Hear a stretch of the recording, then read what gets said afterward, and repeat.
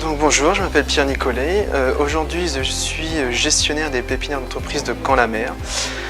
Qu'est-ce que c'est qu'une pépinière? C'est tout simplement un bâtiment, un site où une start-up ou une jeune entreprise peut se développer pendant 3 ans et ensuite passer en autorité d'entreprise, c'est-à-dire que là, on n'est plus dans le stade d'une jeune entreprise, on est carrément sur un statut entreprise.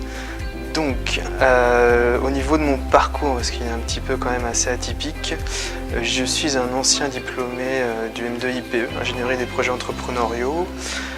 J'ai fait un stage à la chambre de commerce d'Argentan pour travailler sur plutôt tout ce qui est aspect commerce, faire des études pour savoir pourquoi le commerce ne marche plus en centre-ville, donc essayer de produire des études là-dessus, du chiffre, des faits. De cette expérience, on m'a conseillé de continuer les études. Pourquoi? Parce que moi j'ai un métier qui me passionnait, c'est développeur économique. Donc développeur économique, c'est quoi? C'est plus sur l'accompagnement d'entreprise sur le territoire en fait. Comment une start-up peut évoluer sur son territoire, donc quel est le rôle des incubateurs, quel est le rôle des pépinières, quel est le rôle que peut avoir une chambre de commerce par exemple. Donc ça me passionnait et on m'a conseillé une dernière formation qui s'appelle développement, innovation, marketing territorial. De cette formation, j'ai pu travailler en start-up, une start-up qui s'appelle KitLib. KitLib, c'est quoi en fait? C'est tout simplement, on s'est rendu compte en fait que le marché des personnes à mobilité réduite était vraiment pauvre. Qu'est-ce qui se passe quand on n'arrive plus à marcher? On prend un fauteuil roulant et on a deux choix. Soit on a le fauteuil roulant électrique qui coûte une petite voiture, 50 000 €, ou on a un fauteuil roulant basique qui coûte 500 000 €, mais qui n'est pas adapté à votre pathologie en fait. Donc qu'est-ce qui se passe? C'est que vous avez des personnes qui sont obligées d'acheter un fauteuil roulant qui n'est pas adapté à leur pathologie et il n'y a pas d'intermédiaire si vous voulez. Donc vous avez par exemple des gens qui circulent en fauteuil roulant et qui sont obligés d'utiliser leurs bras, mais à la fin ils ont tellement plus de force qu'ils utilisent leurs pieds et résultat vous avez de la corde en dessous. Donc c'est assez terrible. Le fondateur de KitLib travaillait dans des structures d'aide à la personne. Il s'est rendu compte de ce manque et donc il a décidé de travailler pour trouver des solutions. Et lui, il a rencontré un ingénieur qui lui a dit: écoute Eric, moi j'ai peut-être une solution, il faut qu'on travaille sur un nouveau fauteuil. Et ce nouveau fauteuil, qu'est-ce qu'il fera? Il pourra avancer tout seul, donc avec des roues autonomes, des roues électriques. Et le fauteuil pourra aussi intégrer plein de modèles électriques, comme par exemple la détection d'objets, comme le pilotage à l'œil. C'est ouvert et on fera payer en fur et à mesure de la pathologie, donc le prix sera adaptable et il sera loué et on pourra toucher beaucoup de personnes. Donc j'ai eu la chance de travailler sur ce projet pendant 1 an. Je suis intervenu aujourd'hui pour faire un retour sur qu'est-ce que c'est le développement d'une start-up. Donc pour moi, qu'est-ce que c'est qu'une start-up? Une start-up, grossièrement, c'est une jeune entreprise innovante. Qu'est-ce que c'est que l'innovation? Ça ne veut rien dire innovation, un projet ESS peut très bien être innovant, ça on est d'accord. Une jeune entreprise innovante à haut potentiel qui n'a pas encore trouvé son marché. Ça veut dire que quand vous développez une start-up, en fait, on n'est pas une entreprise comme Google qui a déjà son marché, il faut qu'on la crée. Donc il y a plein de compétences à trouver là-bas. Eric, lui, ce qui s'occupe de lui, c'est de commercialiser le produit. Moi, mon rôle, c'était de faire quoi? C'est de faire des études de marché pour lui donner un petit peu de billes, une veille technologique pour savoir qu'est-ce qui se passe dans le monde et quels sont les potentiels concurrents. Il fallait aussi l'aider à produire des éléments financiers pour faire une levée de fonds. Il fallait faire de la communication, du marketing. Donc en fait, il faut absolument tous les types de compétences qu'on doit avoir. Enfin, pas tous les types de compétences, mais on doit vraiment réunir beaucoup de métiers, quoi. Que dire d'autre? En fait, si vous voulez, quand on est en start-up, on se réveille en pensant au projet, on mange en pensant au projet et on dort en pensant au projet. C'est une aventure humaine assez extraordinaire. Une start-up peut réussir si jamais le fondateur croit au projet, ça c'est important.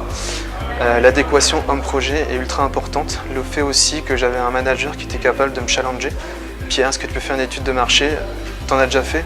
Un petit peu, pas beaucoup. Est-ce que tu en as déjà fait sur le secteur technologique, DLC vers économie? Non, fais-le. Ok, je l'ai fait. Faut aussi avoir toutes les compétences. En start-up, quand on démarre, on n'est pas nombreux, on est quoi? On est 2-3. Forcément, on n'a pas toutes les compétences, donc il faut savoir bien s'entourer. Donc bien s'entourer, c'est quoi? C'est aller voir les incubateurs, c'est aller voir les pôles de compétitivité, c'est aller voir d'autres professionnels Et c'est surtout aussi s'entourer de personnes qui pourront faire prendre recul au projet. Donc c'est ça vraiment travailler en start-up pour moi. Aujourd'hui, je suis gestionnaire de pépinière d'entreprise où on accueille les startups et tous les jours j'accompagne tous ces projets. Tous les jours on essaie de réfléchir au modèle, tous les jours on essaie d'apporter de la formation, de l'animation pour qu'on puisse réseauter et c'est vraiment très riche puisque tout projet est différent.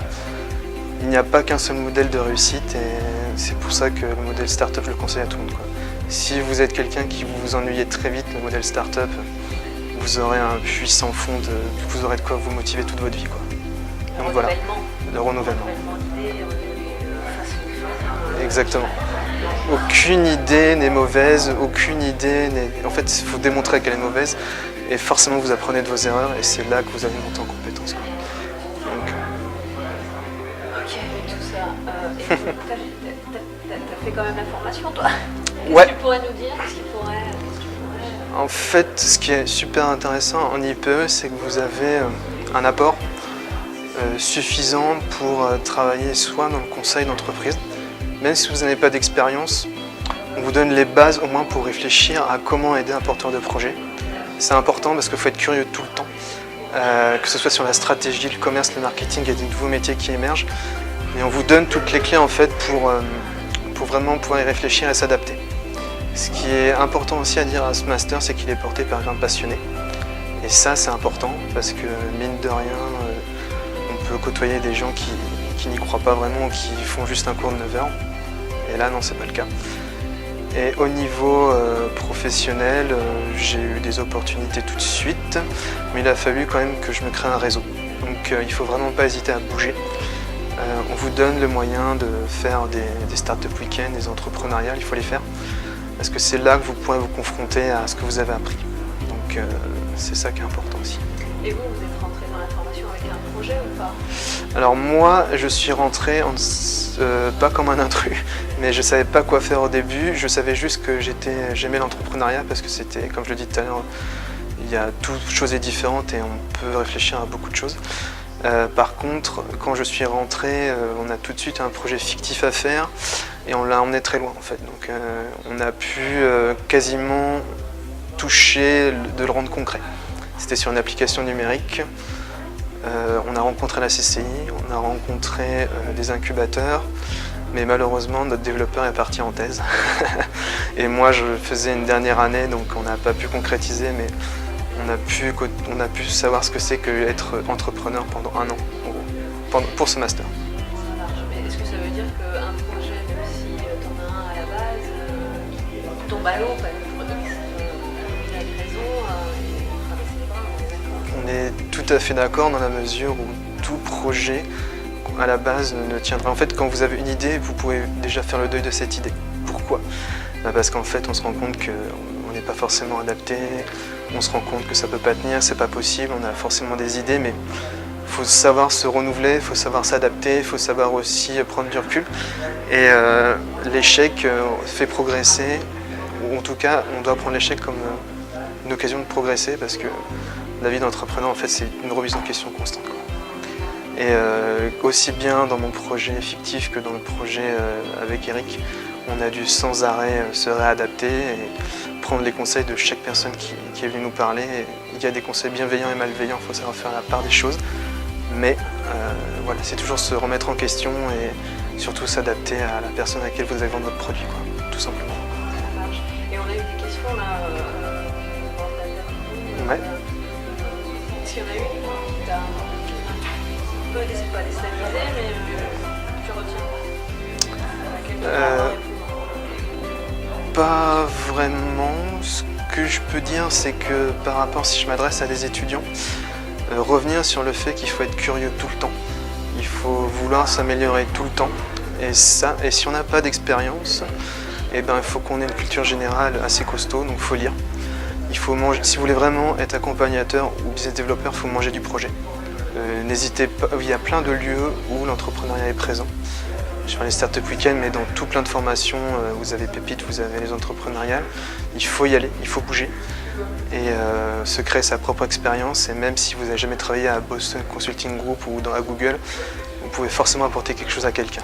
Et Et ça passe par la culture générale, de l'apprentissage et d'exercice, quoi. Et ça, on peut le faire ça de chez soi ou en donnant un peu de son temps. C'est ce que j'ai fait, on me le rend bien pour l'instant.